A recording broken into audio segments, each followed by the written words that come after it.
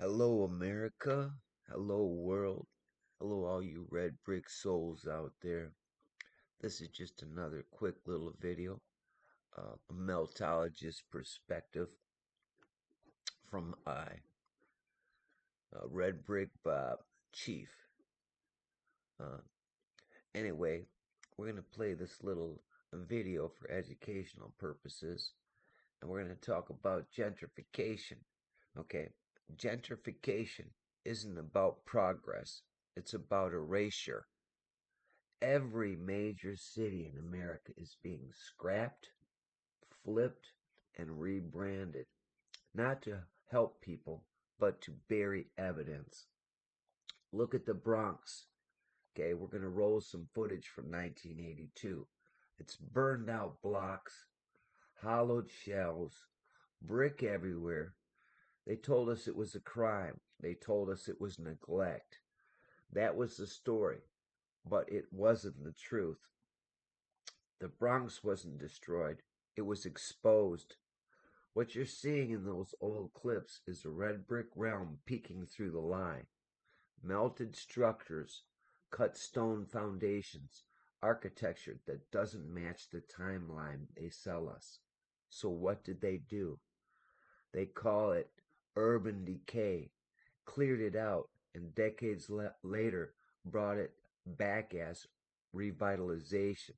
Same land, same bones, new narrative. Gentrification is the cleanup crew of history. New facades over old melted buildings, luxury on top of crime scenes, rent hikes as camouflage. This isn't just the Bronx, it's Detroit, Chicago, Philly, San Francisco, Atlanta, LA. Strip it down, blame the people, rebuild fast, and never ask why the brick was already there. Meltologists know the pattern. You don't gentrify ruins, you hide them. This realm was melted, and the cities remember, even if the history books don't. Wake up to the red brick truth. Now let's take a ride here into the past. Most tourists see. The skyline of Manhattan with its Empire State Building and its canyons of skyscrapers. The real estate here is some of the most expensive in the world. Just a few minutes away, unseen by most visitors, lies a section of New York that has become an international symbol of urban decay. The South Bronx, 500 acres littered with devastated buildings and rubble. 50,000 apartments abandoned. It recalls Dresden after the bombing, London after the Blitz. But no enemy bombs destroyed this section of New York City. From the high-rent district of Manhattan to the South Bronx is only a 15-minute ride by subway. In the South Bronx, 3,000 buildings stand empty. Tin sheets and cinder blocks have been inserted into the doors and windows in a vain effort to keep thieves and squatters out. Almost 500,000 people still live on these streets. And yet the decay continues to spread from building to building, from block to block.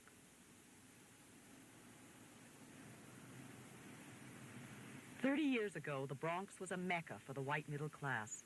The streets were lined with trees, apartments were solid, and rents were reasonable and strictly controlled. The Bronx called itself the borough without slums and thought itself invulnerable. The decline was swift, but it began innocently with a plan to provide housing for New York's poor. When these massive housing projects went up, the Jews, the Irish, and the Italians began to move out. The South Bronx became a ghetto of the very poor, who were mainly black and Puerto Rican. They were dropped down like pawns on a giant chessboard, and when their neighborhood began to decay rapidly, they felt powerless to stop it. It started in the 60s with inflation. Landlords found that the rents their tenants paid no longer covered the costs of running their buildings. So the landlords stopped doing repairs. In some cases, stopped heating and lighting their buildings. And so tenants refused to pay their rents. Mary Johnson and her 4-year-old daughter live on the 4th floor of a building which has had no heat or repairs in over a year. In the kitchen is a broken window. Here, it's been broke for several months. And the gas, it burns 24 hours a day. And my Con Ed bill is sky high. I can't even pay it half of the time. Half of the times we don't have no water. There's rats in here the size of a cat. And I really don't know what to do no more. I done tried some of everything. I just don't know what else to do. In here, it was raining one day and this fell. And when it rained outside, it rains in here all down inside the wall. So my sister heard some water like it was coming down. And she came in here and snatched the kids out of here. Just as she got them out, this fell. And it's been like this ever since the summer, around June. This winter, temperatures in Mary's apartment dropped below freezing, and she fears for her daughter's health. Her first child, a son, died at the age of 2 weeks in a building just like this. If she's lucky, the welfare department will move Mary and her family out. Her building will eventually fall, like thousands of others in the South Bronx, into decay. With no one to pay rent, landlords let garbage accumulate in their courtyard, let graffiti cover the walls, let broken windows go unmended. Then they walk away. There's no one to pay taxes, so the city government has claimed half these buildings, but it cannot afford to make them livable. Many have been torn down. In some places, the money runs out before the job is done. There were tenants who stayed and fought. A group organized to buy and restore 1/2 of this stately stone building on Anderson Avenue. They were led by Mary Blassingame. But if you were born and raised in the Bronx and you've been here, as long as I've been here, you've seen the whole spectrum of the Bronx. And you lived here when it was a beautiful neighborhood. And it's true that the other people came in and it started deteriorating. This building was a Jewish building, and when it started deteriorating, they moved out and they started letting the minorities in. The landlords take advantage of the blacks, and the whites, when they let the blacks in, then they rents doubled, tripled. They gave less service. They started speculating. There are things they wouldn't do as the white group. And of course, a lot of things had to do, we didn't know our rights. When the middle class left the Bronx, most shopkeepers followed. Some were driven out by burglars and looters. Others torched their own businesses. Today, there is almost no local industry in the South Bronx. There are few jobs for the people who live here. 1 out of 3 is unemployed. The per capita income here is 40% of the national average. 1/3 are on welfare. Dealers and hustlers of every sort make their headquarters on street corners. Liquor and drugs, like heroin and cocaine, help dull the pain and the boredom.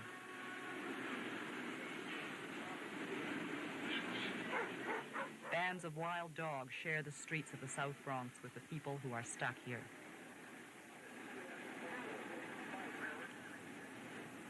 Michael Harrington is the author of The Other America, a study of poverty in the United States. Now you have blacks driven out of the fields of the South coming here. You have Puerto Ricans driven out of a Puerto Rican economy which is falling apart coming here. In the time of automation, in the time of high unemployment, in the time when this economy doesn't need semi-skilled and unskilled workers anymore. The result is you have an impoverished, out-of-work, welfare-dependent population in an area of ruins like this, which invite crime, mugging, rape, addiction, narcotics addiction, alcoholism. And so you get a kind of a downward spiral. And I don't think you can reverse that until you reverse the malfunctioning of the entire American economy. Jimmy Carter didn't. I guarantee you Ronald Reagan will not. President Carter made his pilgrimage to the South Bronx in 1977. He was appalled by what he saw. and pledged to do something about it. After that visit, $200 million of federal funds sank into the South Bronx almost without a trace. Ronald Reagan followed in Carter's steps when he ran for president almost 2 years ago. South Bronxites greeted Reagan with jeers and the bitterness born out of too many broken promises. They demanded to know if he had a plan that would provide jobs and homes for this area. I am trying to tell you that I know now there is no program or promise that a president can make that the federal government can come in and wave a wand and do this. If you will listen for a minute, what I'm trying to tell you is I can't do a damn thing for you if I don't get elected. Since Reagan's election as president, unemployment rates have risen and job creation programs have been cut. No new funds have been allotted for housing restoration or urban renewal. The devastation of the South Bronx continues. About 200 buildings are abandoned each year. They become vertical quarries. Almost anything that can be sold as scrap is ripped out. Bathroom fixtures, lead pipes, copper wiring. The men who ravage these buildings are called strippers. An underground economy flourishes here. Piece by piece, the South Bronx is being sold to scrap dealers. 89 pounds of lead pipes brings these strippers $39.15.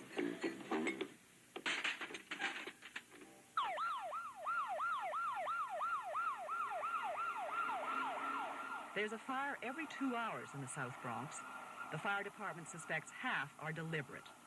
Since 60% occur in vacant buildings, many of them must be set by strippers who want easier access to pipes and wiring. All right, watch out on the other side. Down. The rest are set aflame by landlords hoping to collect insurance, or by tenants who want the welfare department to relocate them. 3 dozen people died in fires in the Bronx last year. This man was unconscious for 20 minutes before oxygen miraculously revived him. In here, and they will clean us out, you hear me? Water damage has made the Phillips apartment impossible to live in, but they have known all winter that they would have to leave this building. It had fallen prey to scavengers and squatters. Nothing nobody can do about it. We've been here the whole winter, no heat in the building. Mm-hmm. There ain't no hot water, like she say. No hot water, ain't no steam. They stole the pipes from the basement. They stole the pipes out. You can't. The people don't pay rent. I can't blame them for not paying. I won't pay rent neither. On the condition it is, there've been burglaries, robberies, people getting mugged, raped right here in 39 Marcy. You got most of the people in here, kids who live here in this building. The building has been painted 3 or 4 times. They marks the walls up, pee behind the stairs, anything they wanted, they care less. The kids who squat in the building 1 floor down proudly call themselves New York's savage nomads and boast of their crimes. After a few highly publicized arrests for rape, murder, mass murder, we decided, we're just going to be cool for a little while. My name is Fly. My name is Fly, also known as Louis Angel Mercado. This is my little brother, Cato, also known as Albert Mercado. Well, I've been arrested for various crimes like possession of firearms and one-armed robbery that I didn't do. So how about when you tried to kill a cop? That was acquitted. All those crimes was acquitted. I also, almost did time for killing the cop, but that was acquitted and shit. See, we're outlaws, all right? We're like the 1% that don't fit and don't care to fit, okay? To survive, I gotta steal, right? Ain't nobody gonna come and give it to me. I gotta go out there and take it. If we don't help each other, ain't nobody going out there and help us. We gotta stick together like glue. When you're in the Bronx, you don't say, I'm going to get out. You become absorbed by it, and then you never leave. If you stay here like a month, you never can get out. You can never leave. A few years ago, there were so many policemen killed out of this police station that it came to be nicknamed Fort Apache. Now the whole area is surrounded by rubble and by ruins. Today, the 41st Precinct is called the Little House on the Prairie. But the South Bronx still has more murders, more armed robberies, and more burglaries than any other area in New York. Richie Haight grew up in the South Bronx when no one locked their doors. He has been a police officer in the adjacent 44th Precinct for 16 years. I personally think it's more dangerous to be a store owner or a taxi cab driver in this South Bronx than to be a police officer. At least we're expecting something to happen to us, and we're ready for it, and we're armed for it. Richie patrols with a .38, a billy, and a bulletproof vest. The 44th Precinct, with a population smaller than Halifax, had 26 times as many murders last year. And there were more robberies in 1 month in this neighborhood than in all of Halifax in 1 year. Everybody out here is trying to make a dollar, one way or the other. Either dealing drugs, numbers, stealing. Just to own a car here and to have it parked at the same spot in the morning, you're lucky. This precinct here in the 44th Precinct, we had more murders than any part of the city. We had 79 murders within 1981. Are they violent usually? Very violent. Example, the night before last, we found a 70-year-old female.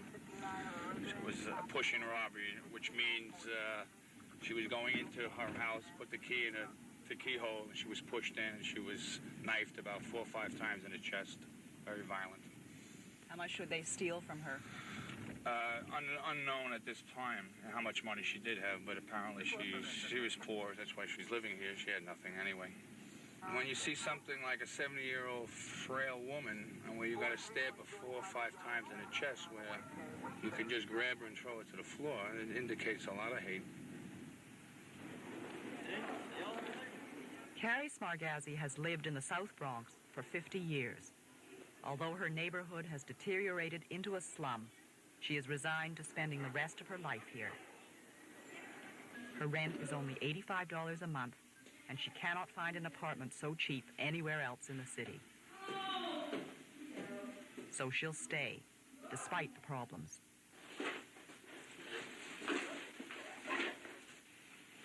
Well, I got mugged 3 times. Broke in the door once. The first time I was hurt, I was knocked down the street. Hurt my head in the back. Stick a knife in his chest. Gun, you don't know what it is. Otherwise, it's all right. It's the same all over.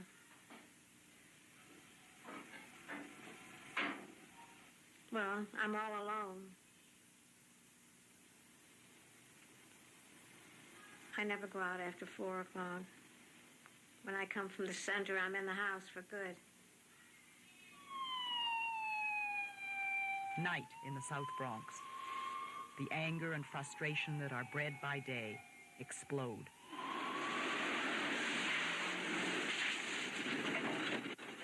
A suspected drug dealer has been reported hiding in this abandoned building. He escapes arrest. I think the one to the left. These rooms go. Damn, man. Yeah, he didn't want to stop. All right. Richie Hake and his partners break up a fight on the street and tell everyone to go home. I'm going. He didn't want to stop the man. Then they head for a domestic dispute. There are so many guns and knives in this precinct. Any quarrel can end in bloodshed. Well, nobody has come here. Nobody has nothing. The only one that has pulled a knife is him. You and her had a fight? Yeah, she hit me. Háblale, tú no hablas inglés. What's going on with him? He's saying you have a gun? Huh? Yeah. He told me that I got the gun. When he went up there and threatened me, that's when my sister smacked him. You know? Do you have a gun? What, me? Yeah. No, he told me that I have a gun, but, you know, he told the cop that I... That's a lie. That's a lie. Sometimes the police arrive too late. He fired 3 bullets. There's a big one in my room. Yeah. It's one in your room, too? This woman was shot in the hand when she caught a burglar breaking into her apartment. The bullet's not in there, is it? No, the bullet's out. No. Few homicides or shootings like this one are ever solved. High school wrestling? Just cut it right in, cut the whole roll right in the You? Small caliber, large caliber? Small caliber. So you guys gonna handle it? Yeah. I'll see you later. Okay, Chick.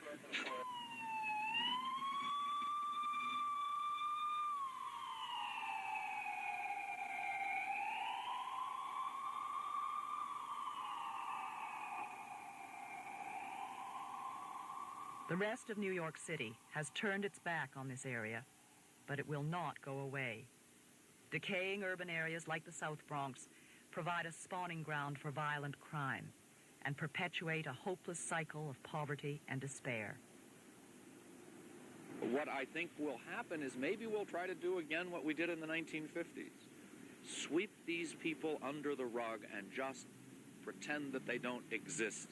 Put enough cops around here to keep them from disturbing middle-class society, and go to a kind of an armed camp to deal with the anger and the frustration and the poverty that's here, and see if we can't ignore it.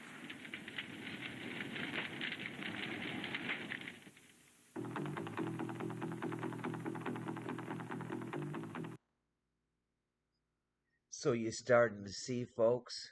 Huh? Can you see what I'm talking about here? Huh? Can you see? See what they did? They rebuilt the surface, but they couldn't erase the bones.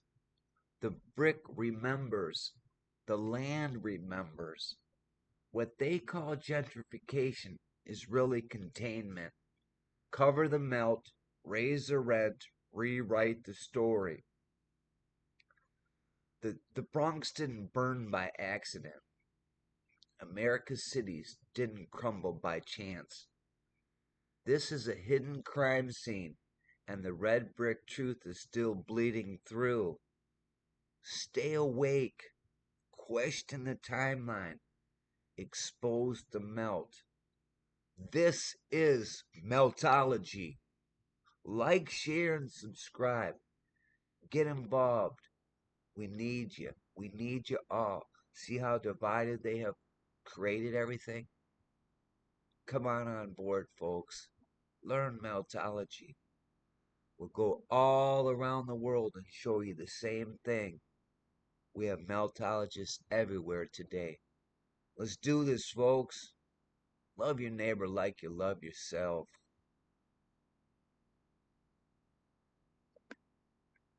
Peace.